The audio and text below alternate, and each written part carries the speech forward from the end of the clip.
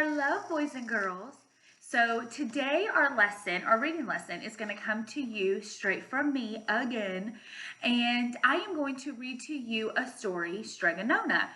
And this time we are going to focus on story sequencing, okay? Story sequencing. And another way to say this is chronological order. And we talked a little bit about this throughout the year, but remember the word chrono. The piece of chrono means what? Do you remember? Chrono means time.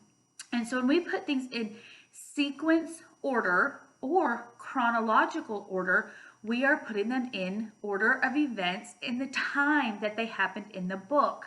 And so as I read Strega Nona, you're going to be thinking about what were the order of events that happened, okay? So I'm going to push pause in just a second. And so when I say go, what I want you to have out is a piece of paper and a pencil or a pen, okay? And then I'm going to tell you what to do with that piece of paper and a pencil in just a second. So when I say go, you push pause. When you have everything you need, then push play, okay? And go. Okay, so you should have your piece of paper and your pencil. Now, what I want you to do is take your paper and put a number 1 and a dot, and then underneath that a number 2 and a dot, and underneath that a number 3 and a dot, and then I want you to list number 5, all the way to number 5. 1, 2, 3, 4, and 5, okay? And what you're going to be doing is thinking about what were the 5 main events in Strega Nona that happened. We're talking about the very beginning. What were the 3 kind of middle events, 3 main middle events, and then the final event, okay?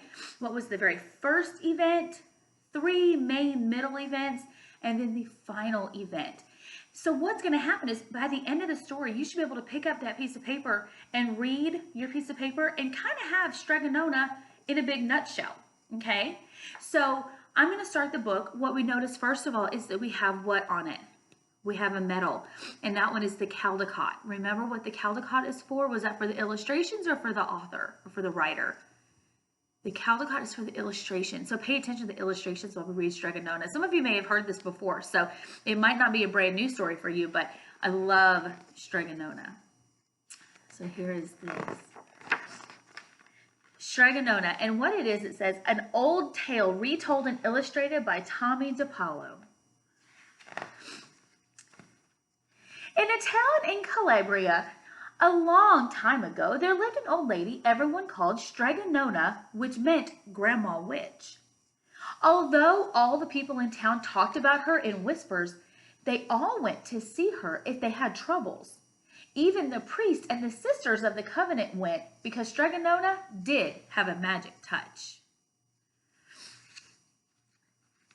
She could cure a headache with oil and water and a hairpin. She made special potions for the girls who wanted husbands. And she was very good at getting rid of warts. But Strega Nona was getting old and she needed someone to help her keep her little house and garden. So she put up a sign in the town square.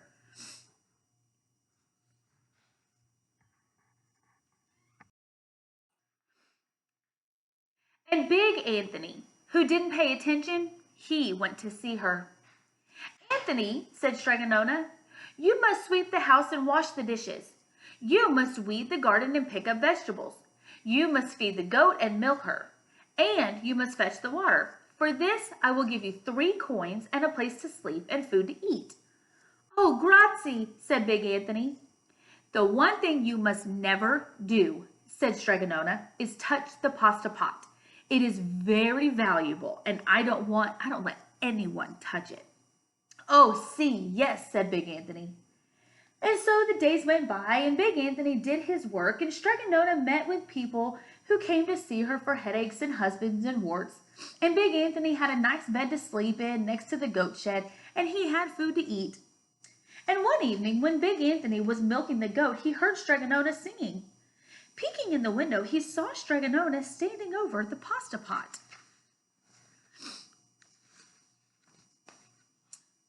She sang, bubble, bubble, pasta pot, boil me some pasta nice and hot. I'm hungry and it's time to sup, boil enough pasta to fill me up. and the pasta pot bubbled and boiled and was suddenly filled with steaming hot pasta. And then Strega Nona sang, "Enough, enough, pasta pot, I have my pasta nice and hot. So simmer down my pot of clay until I'm hungry another day." "How wonderful," said Big Anthony. "That's a magic pot for sure." And Strega Nona called Big Anthony in for supper. But too bad for Big Anthony because he didn't see Strega Nona blow 3 kisses to the magic pot. Maybe that was an important part. And this is what happened. The next day, when Big Anthony went to the town square to fetch the water, he told everyone about the pasta pot. And naturally, everyone laughed at him because it sounded so silly. A pot that cooked all by itself? "You'd better go and confess to the priest, Big Anthony," they said. "Such a lie." And Big Anthony was angry that wasn't a very good thing to be. "I'll show them," he said to himself. "Someday I will get the pasta pot and I will make it cook, and then they'll be sorry." And then that day came sooner than Big Anthony had thought. Because 2 days later, Strega Nona said to Big Anthony, "Anthony, I must go over to the mountain to the next town to see my friend, Strega Amelia. Sweep the house and sweep the garden, feed the goat and milk her for her lunch. And there is some bread and cheese in the cupboard. And remember, don't touch the pasta pot." "Oh, yes, yes, Strega Nona," said Big Anthony. But inside he was thinking, "My chance has come." As soon as Strega Nona was out of sight, Big Anthony went inside. He pulled the pasta pot off the shelf and he put it on the floor. "Now, let's see if I can remember the words," said Big Anthony. And Big Anthony sang, "Bubble, bubble, pasta pot, boil me some pasta nice and hot. I'm hungry and it's time to sup. Boil enough pasta to fill me up." And sure enough, the pot bubbled and boiled and began to fill up with pasta. "Aha!" said Big Anthony, and he ran to the town square, jumped on the fountain, and shouted, "Everyone get forks and plates and platters and bowls. Pasta for all at Strega Nona's house." And Big Anthony has made a magic pasta pot work.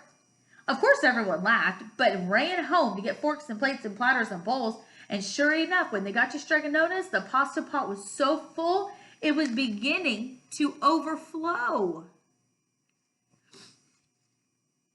Big Anthony was a hero.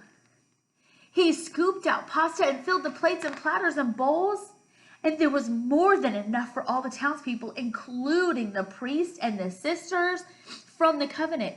And some people came back for 2 or 3 helpings, but the pot was never empty.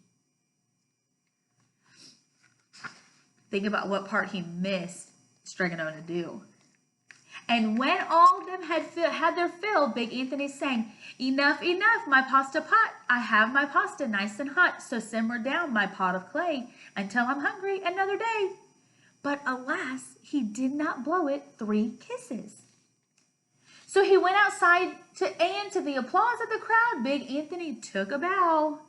He was so busy listening to the compliments of everyone that he didn't even notice the pasta pot was still bubbling and boiling. Until a sister from the covenant said, "Oh, Big Anthony, look!" And pasta was pouring out of the pot all over the floor of Strega Nona's house and was coming out onto the floor. And Big Anthony rushed in and shouted the magic words again, but the pot kept boiling. And he took the pot off the floor, but the pasta kept pouring from it. And Big Anthony grabbed the cover and he put it on the pot and he sat on it. But the pasta raised the cover and Big Anthony as well and spilled on the floor of Strega Nona's house. "Stop!" yelled Big Anthony, but the pasta did not stop. And if someone hadn't grabbed Big Poor Anthony, the pasta would have covered him up. The pasta had all but filled the little house. Out of the windows and through the doors came pasta, and the pot kept right on bubbling. The townspeople began to worry. "Do something, Big Anthony," they shouted. And Big Anthony sang the magic song again, but without the 3 kisses, it did no good. By this time, the pasta was on its way down the road, and all the people were running to keep ahead of it. "We must protect our town from the pasta," shouted the mayor. "Get mattresses, tables, doors, anything to make a barricade." But even that didn't work. The pot kept bubbling and the pasta kept coming. "We are lost," said the people, and the priests and the sisters of the covenant began praying, "and the pasta will cover our town," they cried. And it certainly would have, had Strega Nona not come back down the road home from her visit. She didn't have to look twice to know what had happened. She sang the magic song and blew the 3 kisses, and with the sputter of the pot stopped boiling and the pasta came to a halt. But then they turned on poor Big Anthony. "String him up," the men in the town shouted. "No, wait," said Strega Nona. "The punishment must fit the crime." And she took a fork from a lady standing nearby and held it out to Big Anthony. "All right, Anthony, you want a pasta from my magic pasta pot," Strega Nona said. "And I want to sleep in my little bed tonight, so start eating." And he did. Poor Big Anthony. There's the last page. Okay, so whenever I say go, you're going to think about what was the sequence of events. What was the kind of the very first thing that happened in the story? 3 main things that happened throughout the middle of the story, and then what was the final piece of the story, okay? And then at the end, I want you to put a star by the problem, okay? You have your 5 events. See if in those 5 events, can you pick out what was the problem in the story, okay? And just put a star next to it. And then if you have included in those 5 events, if you have included the solution in your story, then circle your solution, okay? So you have 3 tasks to do. List 5 main events in chronological order. You're going to take just big events. You don't have to do little bitty ones like a town person said string them up. Well, they could have. That actually could have been an event. But it like they brought their forks over. Do big events. 5 big events. And then the second thing you're going to do is figure out of those 5, which one could have been the problem in the story and put a star by it. And then the third thing you're going to do is if that was the problem, which one of those 5 events was the solution? And you're going to circle that solution. So you have 3, excuse me, 3 tasks to do with Strega Nona, okay? And remember, you can go back and re-watch this video. You can rewind it and push pause so you can write some more, because this book is going to be here and this video is going to be here, so you can keep on pushing play and pause and rewind and fast forward, and so you can keep on rewatching it and playing it as many times as you need to think about what were my 5 big events, and then what was the problem and what was the solution in Strega Nona. Okay, so good luck and have fun. Bye-bye.